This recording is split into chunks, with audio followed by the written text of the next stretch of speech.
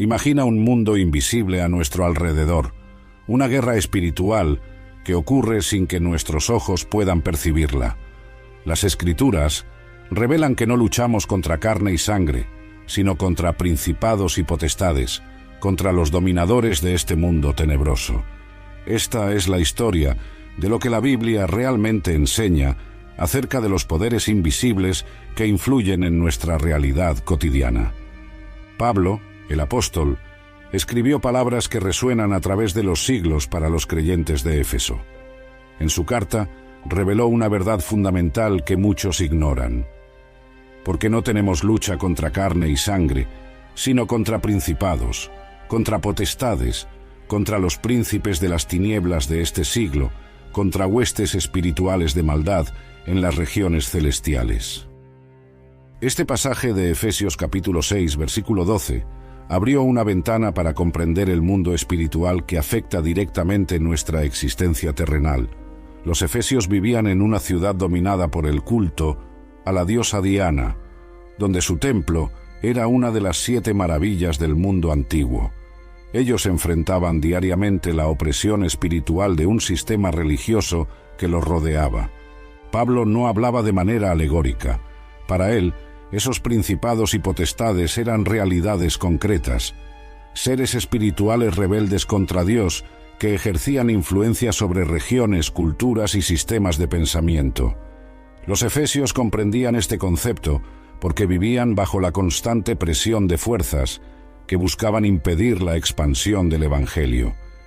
Estos poderes no eran invenciones de Pablo. Desde el jardín del Edén, las Escrituras muestran la presencia de seres angélicos que se rebelaron contra el Creador. El libro de Daniel ofrece un atisbo fascinante de esta realidad cuando relata la experiencia del profeta en el capítulo 10. Daniel había orado y ayunado por 21 días, buscando entendimiento acerca de una visión. Cuando finalmente recibió la visita de un mensajero celestial, éste le dijo: «No temas, Daniel, porque desde el primer día en que aplicaste tu corazón para comprender y para humillarte ante tu Dios, fueron oídas tus palabras, y yo he venido a causa de tus palabras. Pero el príncipe del reino de Persia me resistió por 21 días». Este pasaje revela algo extraordinario.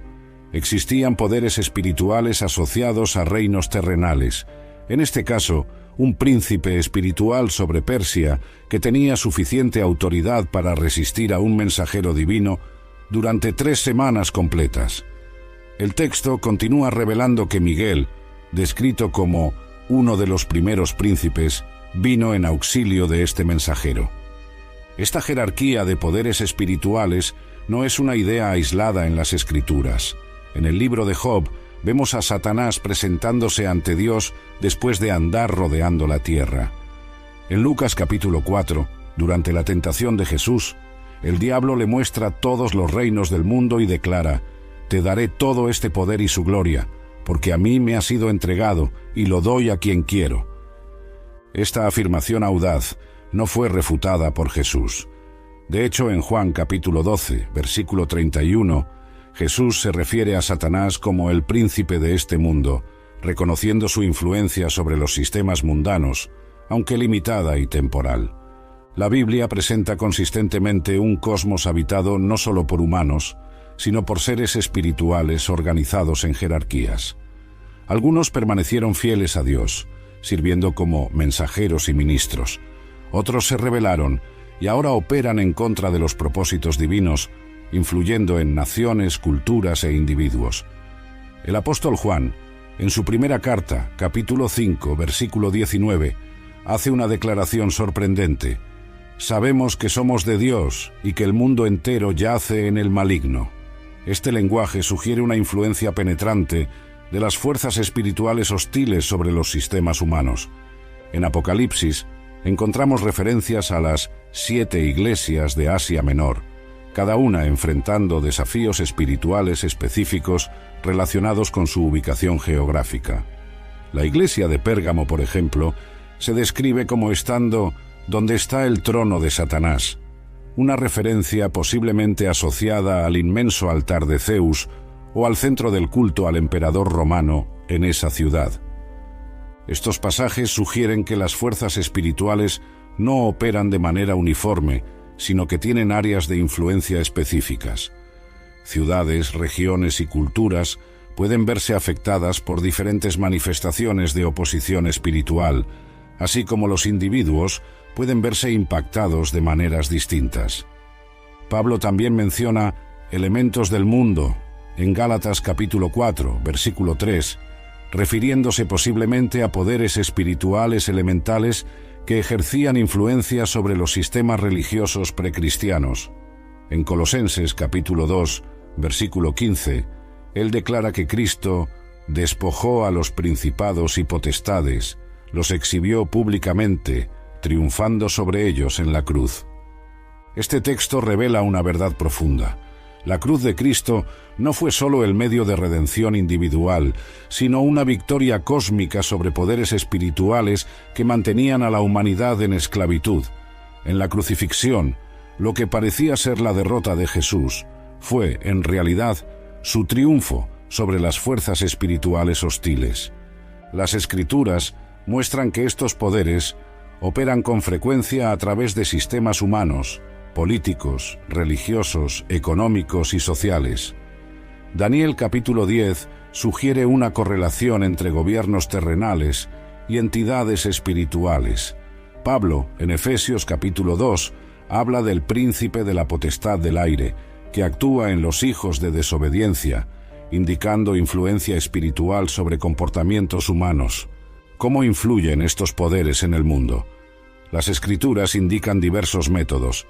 En 2 de Corintios, capítulo 4, versículo 4, Pablo afirma que el Dios de este siglo cegó el entendimiento de los incrédulos, sugiriendo una influencia sobre sistemas de pensamiento y cosmovisiones.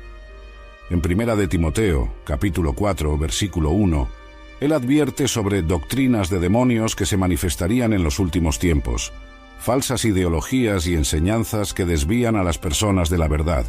Jesús, en Juan capítulo 8, versículo 44, habla de Satanás como el padre de la mentira, indicando que la desinformación y el engaño son tácticas primarias de las fuerzas espirituales hostiles.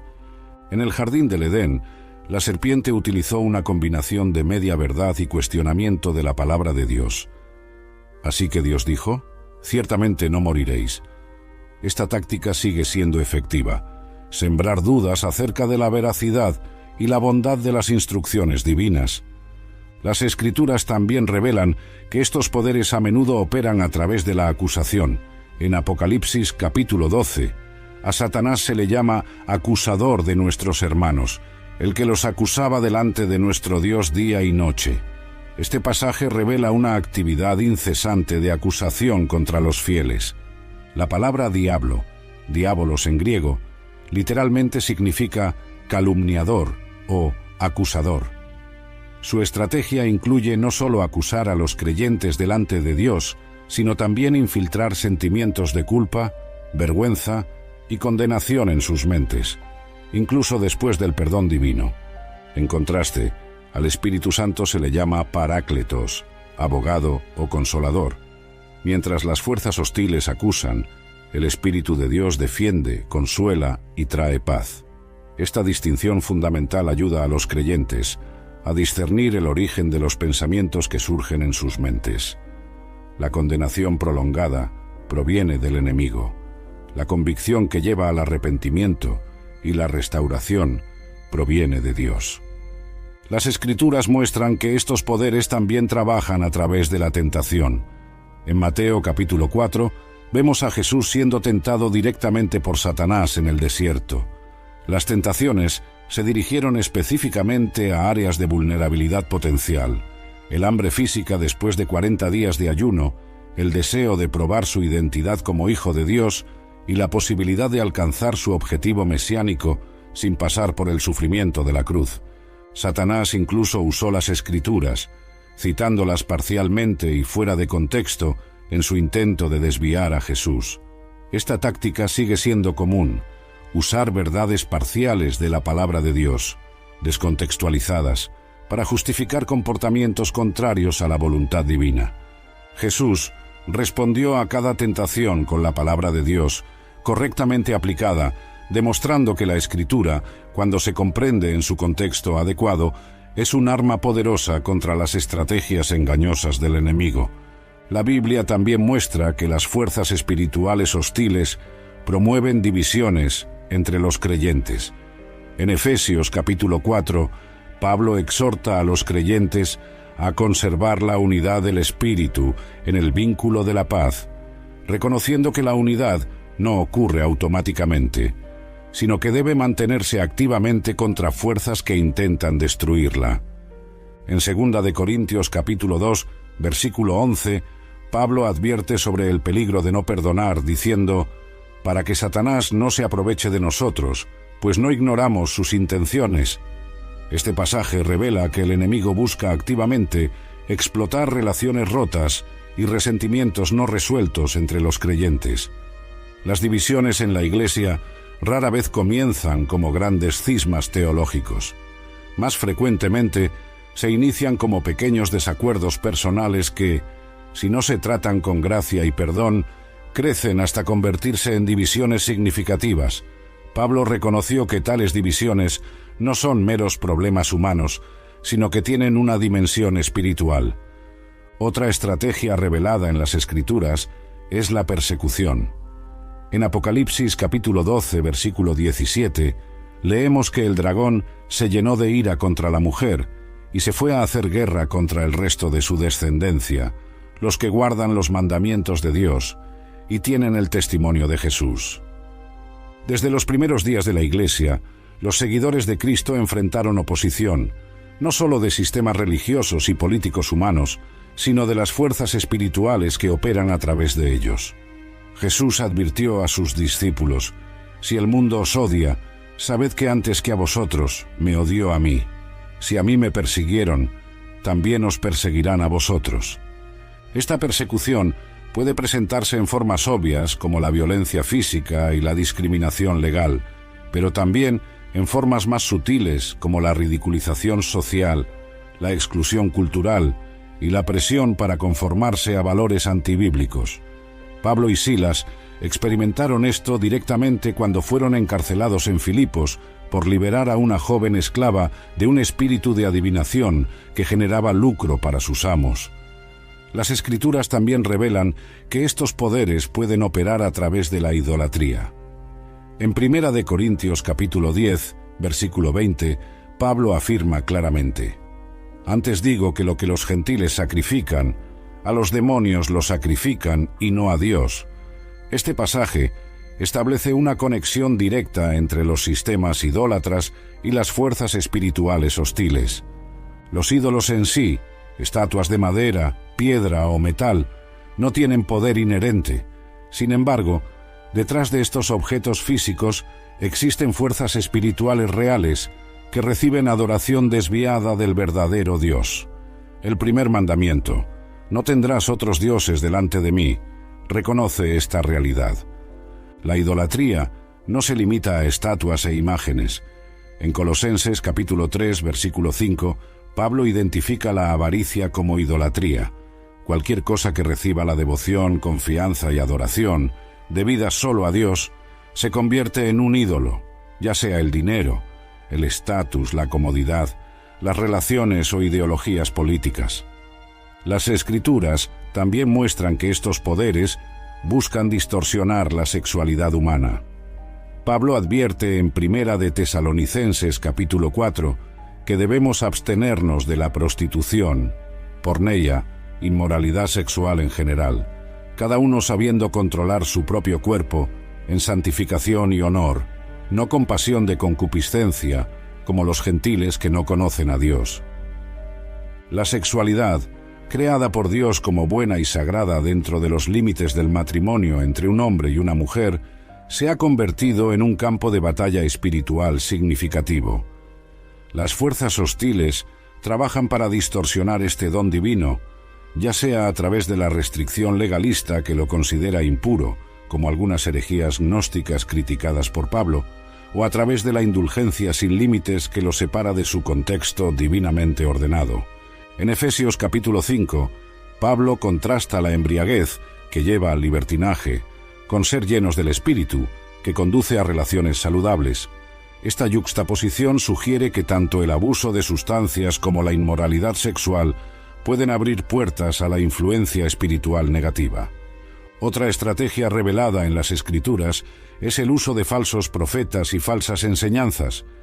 En 2 de Pedro capítulo 2, el apóstol advierte: «Así como hubo falsos profetas entre el pueblo, también habrá entre vosotros falsos maestros, que introducirán encubiertamente herejías destructoras». Jesús advirtió en Mateo capítulo 24 acerca de falsos profetas que realizarían señales y prodigios para engañar, si fuera posible, incluso a los elegidos. Pablo habló de un espíritu de error en 1 de Juan capítulo 4, que inspira a falsos profetas. Estos pasajes indican que el engaño doctrinal no es meramente resultado de un razonamiento humano defectuoso, sino que puede tener una dimensión espiritual. La verdad de Dios, tal como se revela en las Escrituras, es atacada constantemente por distorsiones sutiles que parecen plausibles y a menudo contienen elementos de verdad mezclados con error. Pablo describió a Satanás como capaz de transformarse en ángel de luz, presentando el mal bajo la apariencia de bien. Las Escrituras también muestran que estos poderes pueden influir a través del miedo. En 2 de Timoteo, capítulo 1, versículo 7, Pablo declara: «Porque Dios no nos ha dado espíritu de cobardía, sino de poder, de amor y de dominio propio». Este pasaje sugiere que ciertos tipos de miedo no son simplemente emociones naturales, sino que pueden tener origen espiritual. En Hebreos capítulo 2, versículo 15, leemos que Cristo vino para libertar a todos los que por el temor de la muerte estaban durante toda la vida sujetos a servidumbre. El miedo a la muerte, aunque natural en cierto grado, puede ser amplificado por las fuerzas espirituales hostiles para paralizar a los creyentes e impedirles vivir con osadía para el reino de Dios. A diferencia de los temores prudentes que nos protegen de peligros reales, los miedos paralizantes que contradicen las promesas de Dios con frecuencia tienen una dimensión espiritual. El espíritu de miedo trabaja para incapacitar a los creyentes, mientras que el Espíritu de Dios produce poder, amor y autocontrol. Las Escrituras revelan claramente los límites de estos poderes. En Job capítulo 1, Satanás necesitó permiso específico de Dios antes de poder afectar a Job, demostrando que las fuerzas espirituales hostiles no poseen autonomía completa, sino que operan dentro de límites establecidos por la soberanía divina. En Lucas capítulo 10, cuando los 70 discípulos regresaron con gozo diciendo: «Señor, aún los demonios se nos sujetan en tu nombre», Jesús respondió: «Yo veía a Satanás caer del cielo como un rayo. He aquí os doy potestad de hollar serpientes y escorpiones, y sobre todo el poder del enemigo, y nada os hará daño». Este pasaje demuestra tanto el poder real de las fuerzas hostiles como la autoridad superior concedida a los seguidores de Jesús. Cristo declaró: «Edificaré mi iglesia, y las puertas del Hades no prevalecerán contra ella», garantizando que, a pesar de la oposición espiritual, la misión de la iglesia triunfará finalmente. ¿Cuál es entonces la respuesta bíblica a estos poderes? En Efesios capítulo 6, Pablo instruye a los creyentes a vestirse de toda la armadura de Dios para poder estar firmes contra las asechanzas del diablo. Esta metáfora militar resalta la necesidad de preparación y vigilancia activa. Los componentes de esta armadura espiritual incluyen la verdad, la justicia, el evangelio de la paz, la fe, la salvación y la palabra de Dios. De manera significativa, Pablo no menciona ninguna pieza para proteger la espalda, lo que sugiere que los creyentes deben enfrentar las fuerzas espirituales directamente, sin retroceder. La oración se presenta como un arma esencial en esta guerra espiritual. Pablo exhorta a orar en todo tiempo en el Espíritu, con toda oración y súplica, velando en ello con toda perseverancia. Santiago afirma: «Resistid al diablo, y huirá de vosotros», indicando que la resistencia activa, no la pasividad temerosa, es la postura correcta. Los creyentes también son llamados a discernir las influencias espirituales. En 1 de Juan, capítulo 4, versículo 1, Juan advierte: «Amados, no creáis a todo espíritu, sino probad si los espíritus son de Dios». Luego provee una prueba específica relacionada con la confesión de Jesucristo como venido en carne. Pablo, en 1 de Corintios capítulo 12, enumera el discernimiento de espíritus como uno de los dones espirituales. Este don permite identificar la fuente de las manifestaciones espirituales, si provienen de Dios, de origen humano o de fuerzas espirituales hostiles.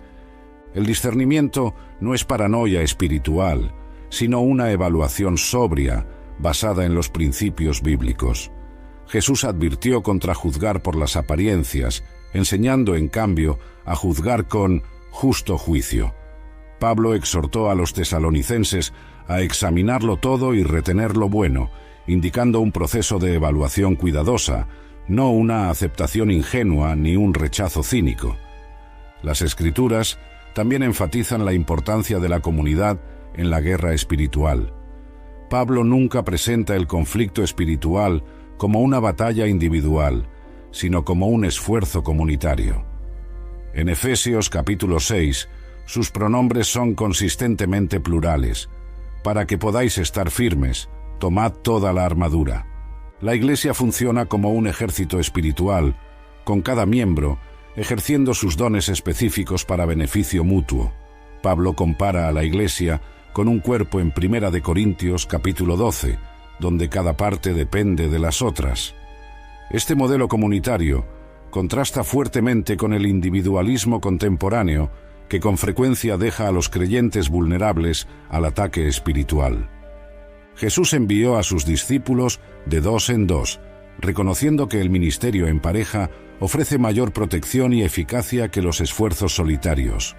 Eclesiastés capítulo 4 declara: «Mejores son 2 que 1, porque si cayeren el uno levantará a su compañero, pero ay del solo, que cuando cayere no habrá segundo que lo levante».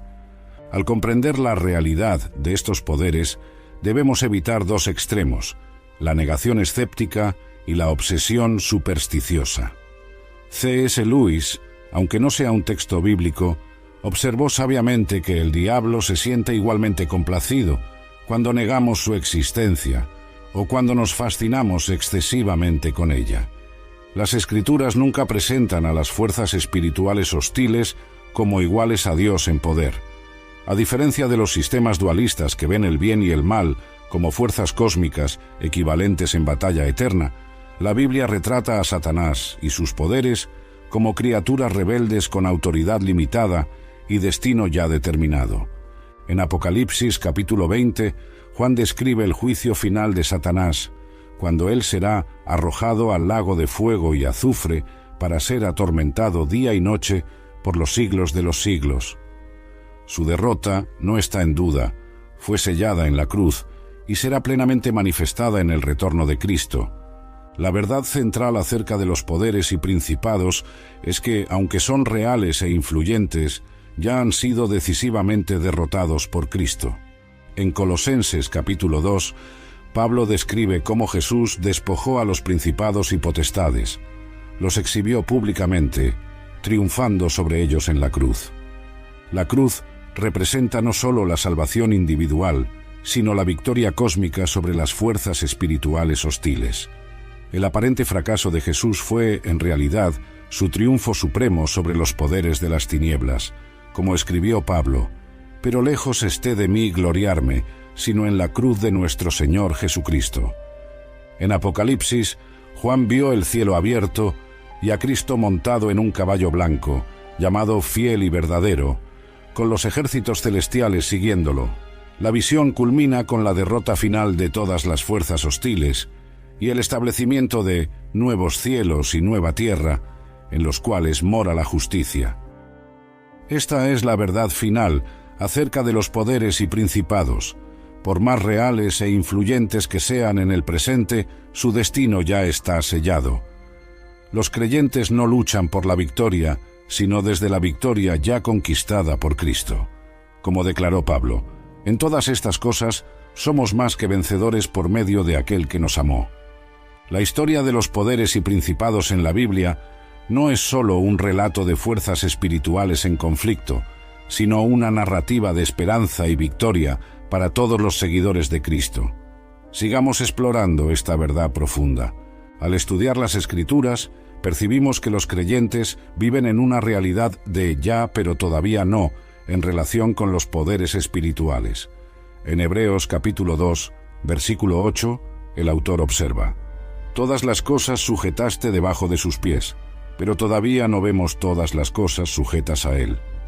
Esta tensión entre la victoria ya garantizada y su plena manifestación caracteriza nuestra experiencia actual. Jesús enseñó a sus discípulos a orar: «Venga tu reino, hágase tu voluntad, así en la tierra como en el cielo», reconociendo que existe una realidad celestial donde la autoridad de Dios es incuestionable, que aún está siendo plenamente establecida en la tierra. En Lucas capítulo 10, cuando los 70 discípulos regresaron maravillados por el poder sobre los demonios, Jesús afirmó: «Sin embargo, no os regocijéis de que los espíritus se os sujeten. Regocijaos más bien de que vuestros nombres estén escritos en los cielos». Esta perspectiva correctiva enfatiza que nuestra identidad en Cristo, no nuestro poder sobre las fuerzas espirituales, debe ser nuestra principal fuente de gozo. Pablo revela en Romanos capítulo 8 que toda la creación está involucrada en este conflicto cósmico, porque el anhelo ardiente de la creación es el aguardar la manifestación de los hijos de Dios, con la esperanza de que la misma creación sea libertada de la esclavitud de la corrupción a la libertad gloriosa de los hijos de Dios. Este pasaje sugiere que los efectos del pecado y de la rebelión espiritual se extendieron más allá de la humanidad, afectando todo el orden creado.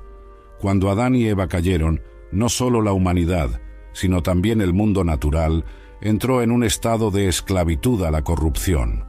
Las fuerzas espirituales hostiles no solo influyen en individuos y sistemas humanos, sino que de alguna manera afectan a la propia creación. La liberación final vendrá cuando los hijos de Dios sean plenamente revelados, cuando la redención iniciada en Cristo sea consumada. Pablo describe a la creación gimiendo, como con dolores de parto, aguardando esta transformación final, que incluirá no solo a la humanidad redimida, sino nuevos cielos y nueva tierra, en los cuales mora la justicia. Las Escrituras también revelan que los creyentes participan en la administración de la justicia divina contra los poderes rebeldes. En 1 Corintios capítulo 6, Pablo pregunta, casi incrédulo: ¿no sabéis que hemos de juzgar a los ángeles? Esta sorprendente declaración indica que los seguidores de Cristo tendrán un papel en el juicio final de las fuerzas angélicas rebeldes. En los Salmos, David proclama que los santos juzgarán al mundo, y en el libro de Apocalipsis, los vencedores reciben autoridad sobre las naciones y son descritos como reinando con Cristo. Estos pasajes señalan una inversión dramática del orden actual. Aquellos que ahora son perseguidos por las fuerzas espirituales hostiles eventualmente participarán en su juicio. Esta verdad ofrece perspectiva a los creyentes que sufren oposición. Como Pablo escribió a los romanos: «Tengo por cierto que las aflicciones del tiempo presente no son comparables con la gloria venidera que en nosotros ha de manifestarse». La persecución temporal dará lugar a una autoridad eterna cuando los seguidores de Cristo compartan su reinado. Las Escrituras con frecuencia retratan a los poderes espirituales usando imágenes del mundo natural. En Génesis, el tentador aparece como una serpiente. En 1 Pedro capítulo 5, el diablo es comparado con un león rugiente. Jesús se refirió a los demonios como serpientes y escorpiones en Lucas capítulo 10. Estas metáforas no son meras figuras retóricas, sino que comunican verdades importantes sobre la naturaleza de estas fuerzas. La serpiente representa astucia y engaño. El león sugiere fuerza depredadora e intimidación. Estas imágenes ayudan a los creyentes a comprender las tácticas del enemigo sin minimizar su realidad. Pablo utiliza imágenes militares en Efesios capítulo 6, armadura, dardos, espada, para comunicar la naturaleza del conflicto espiritual. Estas no son solo ilustraciones poéticas, sino herramientas para ayudar a los creyentes a conceptualizar y responder apropiadamente a realidades que trascienden la experiencia física ordinaria. Un aspecto frecuentemente pasado por alto de la verdad acerca de los poderes y principados es su influencia sobre sistemas y estructuras, no solo sobre individuos. En Apocalipsis capítulos 17 y 18, Juan describe Babilonia no solo como una ciudad literal, sino como un sistema económico, político y religioso opuesto al reino de Dios.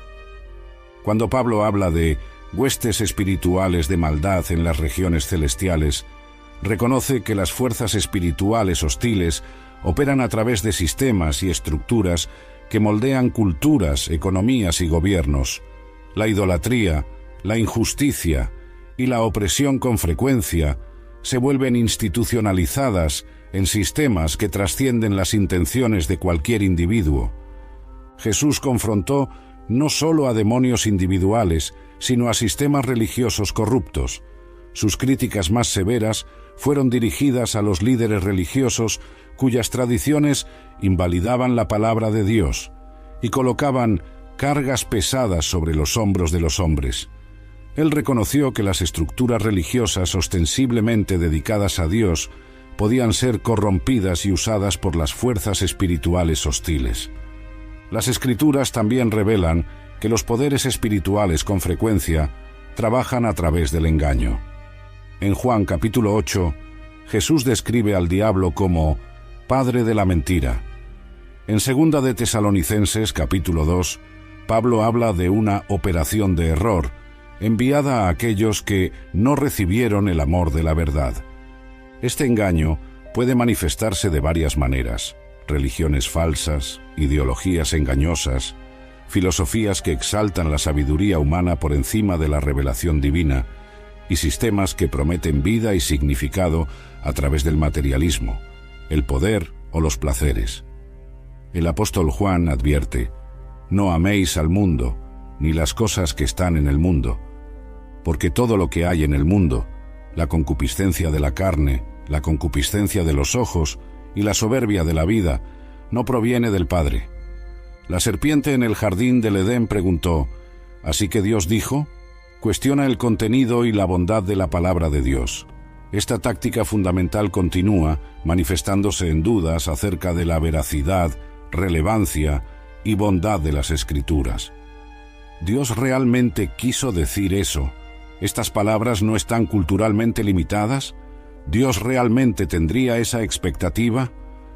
Un patrón recurrente en las Escrituras es que las fuerzas espirituales hostiles con frecuencia atacan durante períodos de transición y vulnerabilidad.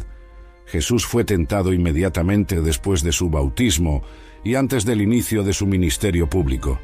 Satanás pidió zarandear a Pedro precisamente antes de la crucifixión. Pablo advirtió que el diablo busca oportunidades y momentos estratégicos, refiriéndose a maquinaciones en Efesios capítulo 6. Los momentos de éxito espiritual también pueden ser períodos de vulnerabilidad. Fue después de la gran demostración del poder de Dios en el Monte Carmelo que Elías enfrentó desesperación y pensamientos suicidas cuando fue amenazado por Jezabel. David cayó en adulterio y homicidio no durante sus años de persecución, sino en la cúspide de su poder como rey. Los períodos de transición, cambios de carrera, reubicaciones geográficas, nuevas relaciones, transiciones ministeriales, con frecuencia implican estrés, aislamiento de sistemas de apoyo establecidos y la necesidad de tomar decisiones significativas. Las fuerzas espirituales hostiles explotan estratégicamente estas vulnerabilidades, destacando la necesidad de una mayor vigilancia y apoyo comunitario durante tales períodos. Las Escrituras también revelan que los poderes espirituales con frecuencia trabajan a través del orgullo. Ezequiel capítulo 28 contiene un pasaje enigmático sobre el rey de Tiro, que muchos estudiosos consideran una referencia a la caída de Satanás. Se enalteció tu corazón a causa de tu hermosura, corrompiste tu sabiduría a causa de tu esplendor.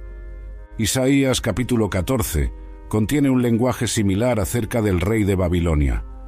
¿Cómo caíste del cielo, oh lucero, hijo de la mañana? Pues tú decías en tu corazón, subiré al cielo, por encima de las estrellas de Dios, levantaré mi trono, seré semejante al Altísimo. Estos textos sugieren que el orgullo, la exaltación del yo por encima de Dios y de los demás, está en el corazón de la rebelión espiritual. No es coincidencia que Pablo enumere el orgullo como la primera calificación negativa para un líder de iglesia, no un neófito, no sea que se envanezca y caiga en la condenación del diablo. El orgullo abre una puerta a la influencia espiritual negativa. Un tema constante en las Escrituras es que las fuerzas espirituales hostiles trabajan para distorsionar la adoración. La idolatría, dirigir la adoración debida solo a Dios hacia cualquier otra cosa, es consistentemente condenada a lo largo de la Biblia. En Deuteronomio capítulo 32, Moisés declara que los sacrificios a los ídolos en realidad se ofrecían a demonios y no a Dios. En el desierto, la tercera tentación de Jesús involucró una oferta de los reinos del mundo a cambio de un acto de adoración. Todo esto te daré si postrado me adoras. Jesús respondió citando Deuteronomio, al Señor tu Dios adorarás, y a Él solo servirás. En Apocalipsis capítulo 13, la bestia establece un sistema global que exige adoración. Quienes se niegan son perseguidos económica y físicamente. Este pasaje sugiere que, en su expresión final, el conflicto espiritual se centra fundamentalmente en la cuestión de la adoración. ¿Quién será reconocido como digno de lealtad y devoción supremas? El mensaje final de las Escrituras acerca de los poderes y principados es de absoluta esperanza. En Apocalipsis capítulo 5, Juan inicialmente llora porque nadie fue hallado digno de abrir el libro ni de mirarlo, sugiriendo que el plan de Dios parecía temporalmente frustrado. Pero entonces ve un cordero como inmolado, que es declarado digno de abrir el libro. Esta imagen poderosa, el cordero sacrificial, que también es el león conquistador, resume la victoria paradójica de Cristo. A través de una aparente derrota, vino el triunfo definitivo. Lo que parecía ser el momento de mayor poder de las fuerzas espirituales hostiles, la crucifixión del Hijo de Dios, se convirtió en el momento de su derrota decisiva. La historia no termina con un conflicto perpetuo, sino con una renovación completa. En Apocalipsis capítulos 21 y 22, Juan ve cielos nuevos y tierra nueva, donde Dios morará con los hombres y enjugará toda lágrima de sus ojos. Los poderes de las tinieblas son desterrados permanentemente y las hojas de los árboles son para la sanidad de las naciones. Este es el destino final de la historia, no un empate cósmico, ni una coexistencia eterna entre el bien y el mal, sino la victoria completa de Dios y la restauración de todas las cosas bajo el reinado de Cristo, donde no habrá más maldición, como Pablo proclamó en Filipenses, para que en el nombre de Jesús se doble toda rodilla y toda lengua confiese que Jesucristo es Señor, para gloria de Dios Padre. La verdad oculta acerca de los poderes y principados no trata principalmente de sus tácticas o su influencia, sino de su derrota definitiva a través de Cristo, una victoria en la que todos sus seguidores ya participan y que finalmente verán plenamente manifestada. Como está escrito, al que está sentado en el trono y al Cordero sean la alabanza y la honra y la gloria y el dominio por los siglos de los siglos.